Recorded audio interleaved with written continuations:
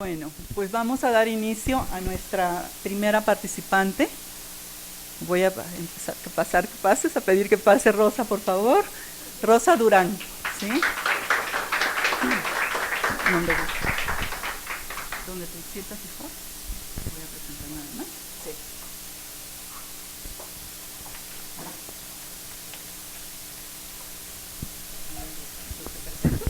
Porque todo lo escribo para que no se me olvide.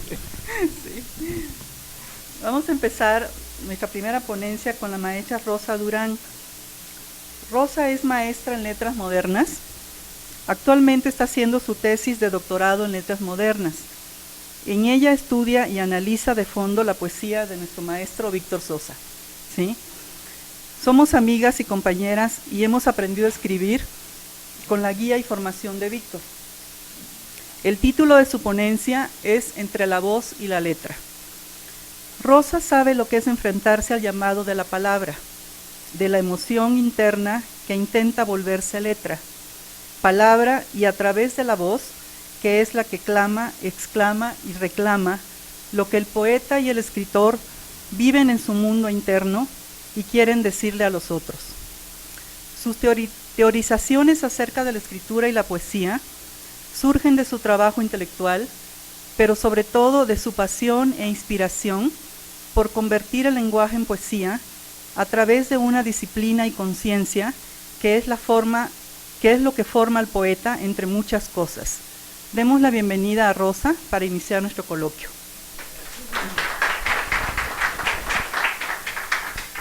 Perdón, la presento también con su libro. Sí, este es un libro maravilloso que les invito a que puedan adquirirlo. Se llama Historias del Desierto y son cuentos preciosos. Yo fui testiga de este hacer y de lo maravilloso que es ver cuando se escribe algo y se reescribe y lo que queda al final. Sí, entonces es un libro muy lindo. Mil gracias, Iris. Gracias por tu presentación tan cariñosa y por darnos este espacio para poder hablar de poesía y leer poesía. Y gracias a todos ustedes por estar aquí. Mi ponencia tiene que ver con el proceso creativo, en concreto con la poesía. El fondo donde se origina la poesía es un misterio, pero sabemos que brota de las palabras. Algo en las palabras trae a la poesía en potencia. Una de las particularidades del poeta es que absorbe el lenguaje de una forma diferente a como lo hacen los demás. Lo integra a sí mismo y se identifica con él hasta el punto que podríamos decir que él mismo es en cierta forma el lenguaje. Esa integración le da la capacidad y la audacia para transformarlo, para hacer del lenguaje un fin en sí mismo. Al escribir poesía hay una necesidad de usar una forma y un ritmo que no son los comunes. La poesía altera el lenguaje, lo saca de su uso común. Por eso es también el género que puede decir lo que el lenguaje corriente no dice. La poesía procede de una inquietud, de una inconformidad, de un desasosiego que busca expresarse en palabras. Pero más que otras formas de expresión, permite una mayor posibilidad de imágenes de múltiples sentidos. Un solo verso, una sola frase, una sola palabra se disparan en diferentes significados. Además, la poesía maneja recursos que pueden transformar conflictos internos en metáforas, en símbolos. La poesía, sin ser irracional, se separa de lo puramente racional, de la lógica del discurso que actúa por argumentaciones. Como los sueños, la poesía no explica, expresa. Trata de decir mediante múltiples procedimientos, forzando el lenguaje más allá de sus límites, lo que de otra manera no se podría expresar.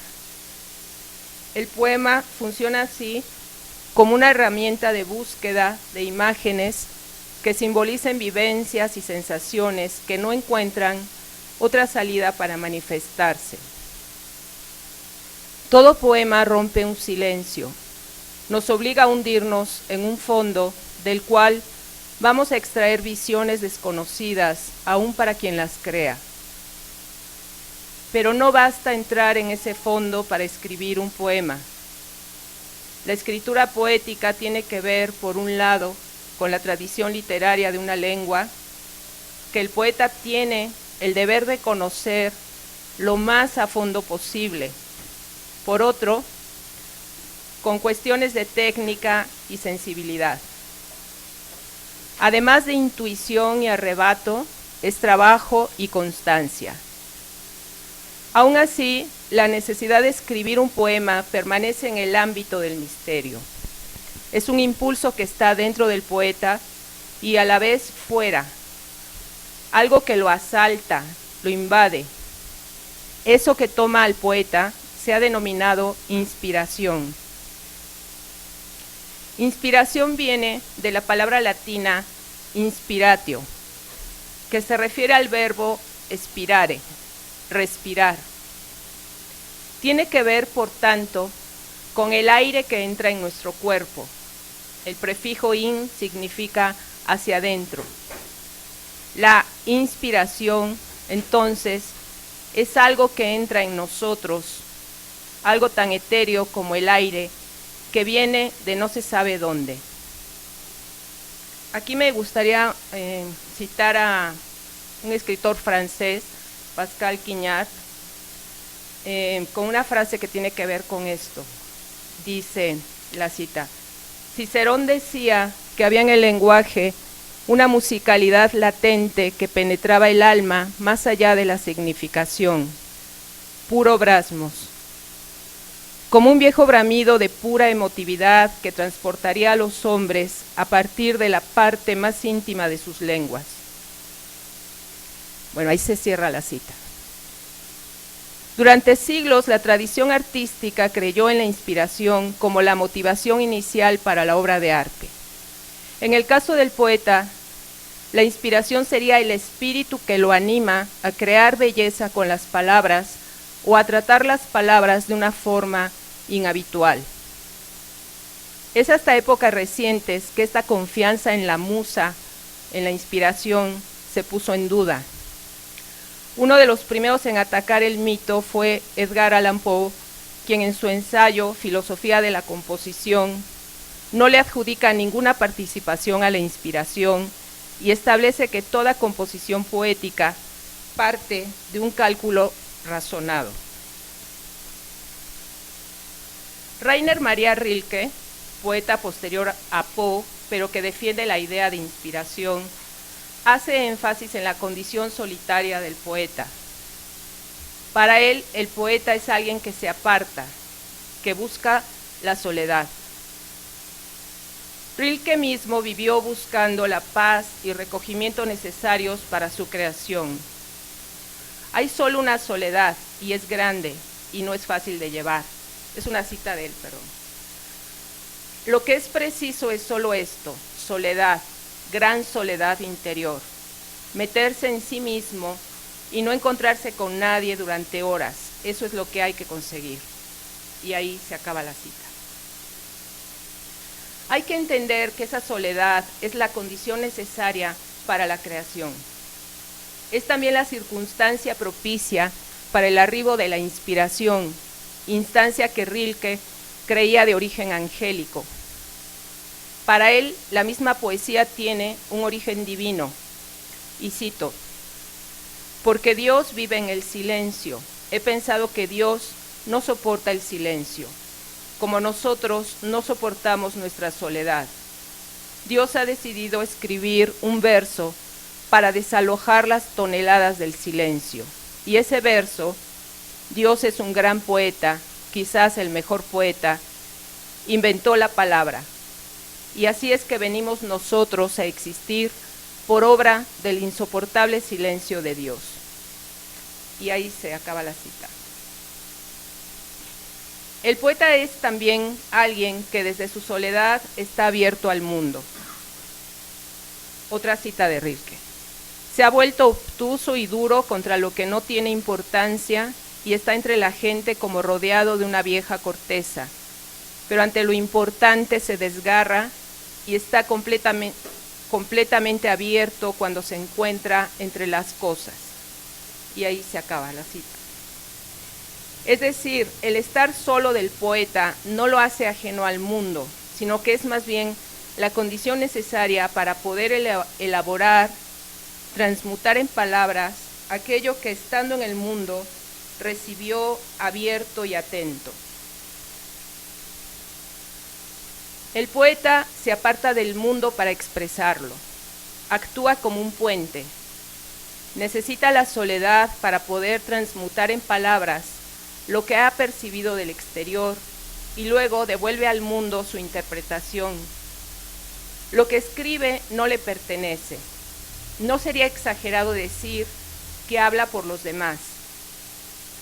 Por eso nos identificamos con un poema, aunque no seamos los autores. Ezra Pound dice que los artistas son las antenas de la raza. En el caso de los poetas, por la relación con el lenguaje y la tradición que éste conlleva, esta situación se potencia. El poeta habla por los otros y cuando los demás lo leen, saben que alguien ha expresado lo que ellos no podían. Por ello el que escribe es atravesado por fuerzas que desconoce. Llamamos inspiración a esa energía de origen inexplicable. Ese origen puede estar en el mismo lenguaje, es decir, que es el lenguaje el que de alguna manera pide expresarse y se escribe a sí mismo. El lenguaje es un organismo vivo, puesto que nace, crece, se desarrolla, cambia e incluso muere. La tradición literaria es su más alta expresión y esta también funciona como un ser vivo que sufre cambios, transformaciones en correspondencia con las que se van dando en la lengua a la que pertenece. Los poetas son los seres más sensibles al lenguaje, a su textura, a su materialidad, a sus metamorfosis. Son también aquellos a quienes corresponde conocer de forma más profunda la tradición literaria de la que vienen. Por tanto, hay una especie de compenetración con la materia lingüística hasta el punto de que hay una parte en su interior donde ellos mismos son esa materia y son también la tradición literaria. El lenguaje pide de una manera oscura manifestarse a través de ellos. De acuerdo con esta teoría apenas esbozada, la inspiración sería la manifestación de esa vitalidad del lenguaje que quiere escribirse a sí mismo, aunque para hacerlo tiene que pasar por la personalidad y el estilo del poeta. La inspiración sería de alguna manera el poder del lenguaje que se encarna.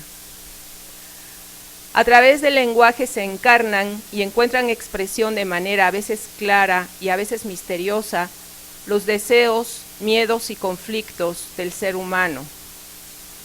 Es en este encontrar expresión donde la poesía actúa como curación, pues le da voz y conceptos a lo que no lo tenía.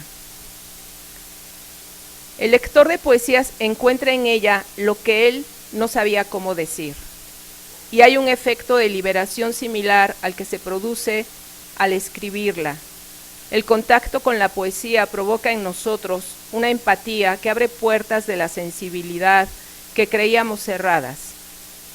A través de las palabras de otros nos expresamos, revivimos en nosotros experiencias similares. El nominar produce un alivio. El alivio de poder transformar en palabras lo que creíamos incomunicable.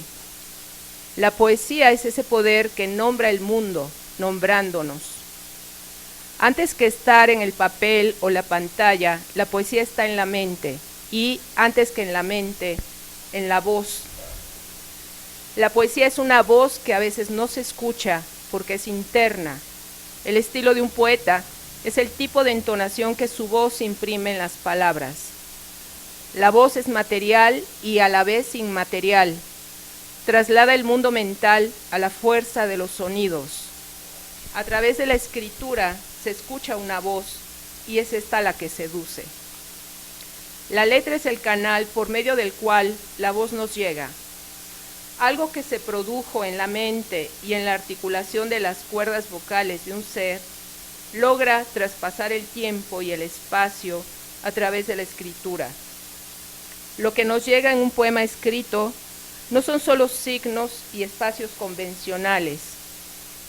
Es algo mucho más vivo, algo que procede de la fuerza con que un ser humano en alguna parte, en algún tiempo, trató de construir un puente entre el mundo y su representación.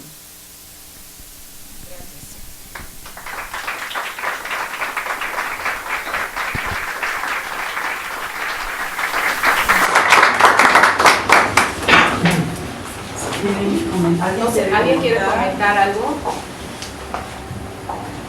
Es una hermosa definición de la poesía. Gracias. Gracias. Gracias, Rosy.